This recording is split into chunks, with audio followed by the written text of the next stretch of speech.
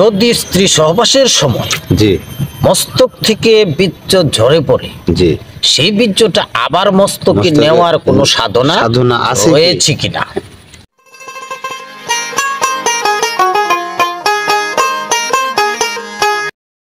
আউযু বিল্লাহি মিনাশ শাইতানির রাজিম। বিসমিল্লাহির রহমানির রহিম। আসসালামু আলাইকুম। ওয়া আলাইকুম আসসালাম ওয়া রাহমাতুল্লাহি ওয়া বারাকাতুহু। আমার একটা কথা আপনার কাছে জিজ্ঞাসা ছিল আর কি।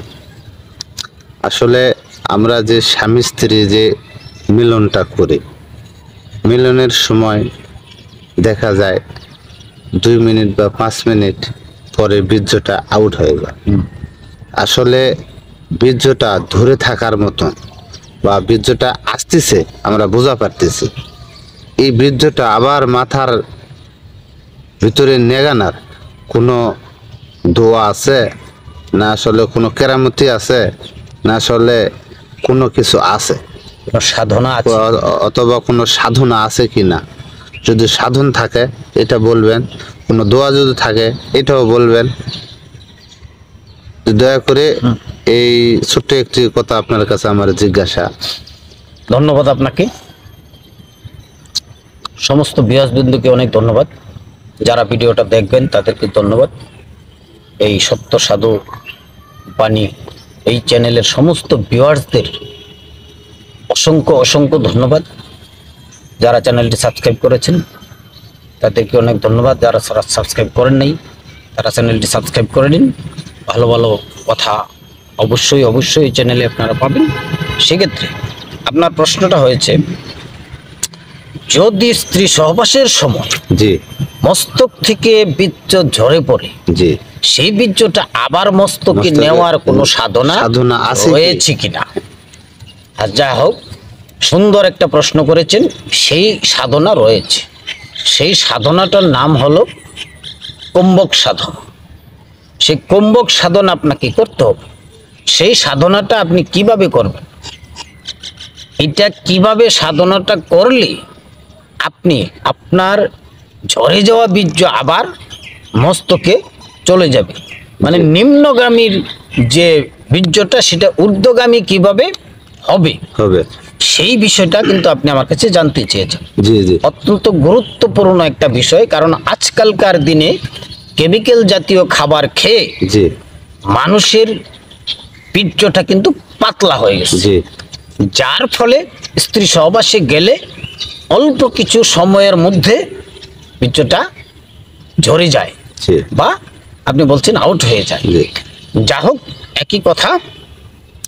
তো বলেছি যে কুম্ভক সাধন করতে হবে। কুম্ভক সাধনটা করলে আপনি সেই বীর্যটাকে আবার উপরে নিতে পারবেন। তো একটা কথা বলি আপনাকে, আপনি কথাটার জবাব দেবেন। আমরা যে আমাদের মায়েরা, বোনেরা, স্ত্রীরা, যারা নারীরা রয়েছে, জি। তারা দেখা গেল, আপনিও দেখেন আমিও দেখি, যারা দুধ জাল দেয়, জি দুধ জাল দেয় না, জি জি আপনার চুলার উপরে একটা পাতিলে দুধটা জাল দেয়। তখন দুধটা জাল দিতে এক সময় আগুনের তাপটা যদি বেশি হয় তাহলে কিন্তু দুধটা উতলে যায়। জি উতলে যাওয়া দুধটা কিন্তু আবার নিম্নগামীতে পৌঁছায়, মানে দুধটা যেটা উতলে গেছিল ওতে কিন্তু বাইরে পড়তে পারে না। কেন? নারীরা আগুনটাকে কমিয়ে দেয়। যদি গ্যাসের চুলা হয় সেটা চাবিটা ঘুরিয়ে একটু কমিয়ে দেয়, যদি লাকড়ির চুলা হয় একটা লাকড়ি বের করে দেয়। যখন আগুনটা কমে যায় তখন কিন্তু দুধটা আবার পাতিলেই রয়ে যায়, বেরিয়ে পড়ে না। জি যতটুক ছিল আবার ততটুক হয়ে যায়। তো এই কথাটা বলার উদ্দেশ্য হলো, তো আমাদের মস্তকে আমরা যখন স্ত্রী সহবাসে যাই তখন এখানে 52টা বাতাসের একটা খেলা হয়। সেই 52টা বাতাসের খেলার মৈতনে এখানে গরম হয় বীর্যটা, মস্তকটা গরম হয়ে এক ফোঁটা বীর্য কিন্তু এখান থেকে বেরিয়ে আসে। জি তো যদি এই উতলে যাওয়া দুধটা আগুন কমিয়ে দিলে, আগুনটা কমিয়ে দিলে যদি উতলে দেওয়া দুধটা পাতিলের বাহিরে না পড়ে, জি তাহলে আপনার মগজে যে তাপটা সৃষ্টি হয়েছে, যে তাপদাহ সৃষ্টি হয়েছে, সেটা যদি আপনি কমিয়ে দেন তাহলে আপনার বীর্যটাও বেরিয়ে আসবে না, পড়বে না। বিষয়টা বুঝতে পারছেন? জি তো এই বিষয়টা ক্লিয়ারলি আপনাকে বোঝানোর জন্য এখানে এই যে আগে 52টা বায়ুর কথা বলেছি, যে 52টা বায়ুর খেলা হয়, এই 52টা বায়ু একসাথে আপনার ধাক্কা যখন দেয় তখন পার্ট টু পার্ট দরজাগুলি খুলে বীর্যটা মগজ থেকে নিম্নগামী হয়। নিম্নগামী হইলে কিন্তু আমরা সবাই বুঝতে পারি যে বীর্যটা, জি ঠিক না, জি যে বীর্যটা চলে আসতেছে। তো সেইটা ধরার জন্যে আপনাকে করতে হবে, যেমন দমের খেলা, ভিতরে 12 আঙ্গুল, বাহিরে 12 আঙ্গুল, 24 আঙ্গুল। যদি আপনি ভ্রমণে যান তাহলে সেটা হয় 62 আঙ্গুল।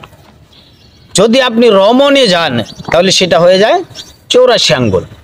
এই 84 আঙ্গুলের দমের খেলা, সেটাকে আপনাকে কি করতে হবে, যে কম্বক সাধনের বিষয়টা রয়েছে, কম্বক সাধনটা করে আপনাকে ভিতরে যে 12 আঙ্গুল দম রয়েছে সেখান থেকে 2 আঙ্গুল কমাতে হবে।